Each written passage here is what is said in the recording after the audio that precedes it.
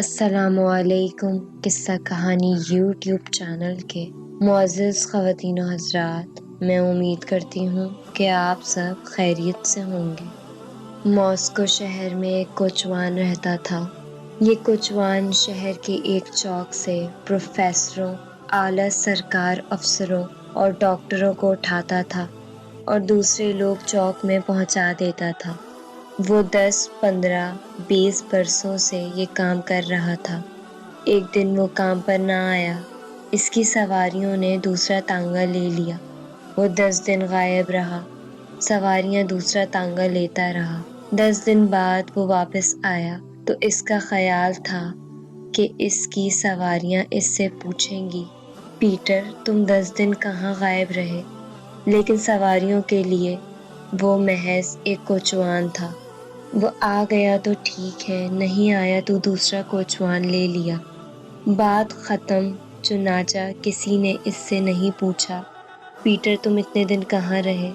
وہ سارا دن ہر مسافر کی طرف اس امید سے دیکھتا رہا کہ وہ اس سے 10 دنوں کی غیر حاضری کے بارے میں پوچھے گا، لیکن کسی نے نہ پوچھا۔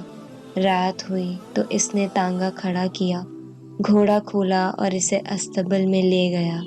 اس نے گھوڑے کی کاٹھی اتاری، اس کی کمر پر ہاتھ پھیرا اور اس سے مخاطب ہوا اور کہنے لگا، میرے دوست مجھے یقین ہے تم مجھ سے پوچھنا چاہتے ہو میں 10 دن کام پر کیوں نہیں آیا۔ میرے بھائی، میرا اکلوتا بیٹا فوت ہو گیا تھا۔ میں نے اس بیٹے کو بڑی مشکل سے پالا تھا۔ یہ جوان ہوا، بیمار ہوا اور 10 دن پہلے انتقال کر گیا۔ چنانچہ میں اس کی وجہ سے کام پر نہیں آ سکا، لیکن میں آج سے ریگولر کام پر آؤں گا۔ آپ اگر غور کریں تو ماسکو کا وہ کوچوان، کیلیفورنیا کی وہ سویپر اور پاکستان کے وہ تمام لوور گریڈ ورکرز ایک ہی المیے کے ساتھ منسلک ہیں۔ ان لوگوں کو دنیا کے کسی کونے میں انسان کا اسٹیٹس حاصل نہیں۔ یہ لوگ 30 سال تک ایک ہی دفتر، ایک ہی گھر، ایک ہی گلی اور ایک ہی فیکٹری میں کام کرتے رہتے ہیں، لیکن کوئی شخص ان کا نام تک جاننے کی زحمت نہیں کرتا۔ یہ لوگ بیمار ہو جائیں تو ان کی جگہ دوسرا سویپر، دوسرا چپراسی، دوسرا چوکیدار اور دوسرا گیٹ کیپر آ جاتا ہے، اور صاحب کو معلوم ہی نہیں ہوتا اللہ دتا، محمد جمیل یا جوزف دفتر کیوں نہیں آ رہا۔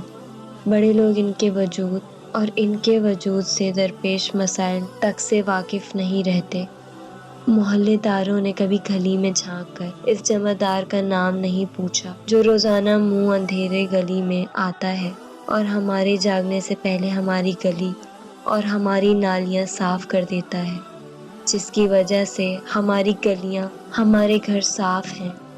ہم وین، بس اور ٹیکسی کے ڈرائیور کا نام بھی نہیں پوچھتے جس کے ساتھ ہم روزانہ سفر کرتے ہیں، اور جس دن یہ نہیں آتا اس دن اس کا بیٹا، اس کا بھائی یا کوئی عزیز ڈیوٹی پر آ جاتا ہے، اور ہم نے کبھی اس کے واپس آنے پر اس سے اس کا دکھ شیئر نہیں کیا۔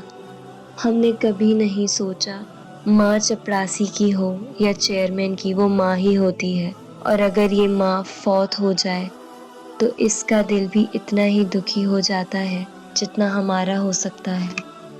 ہمیں بس ایک مالی، ایک خانسامہ، ایک چوکیدار اور ایک چپراسی چاہیے ہوتا ہے، وہ محمد بشیر ہو، اللہ دتا ہو یا پھر جوزف ہو۔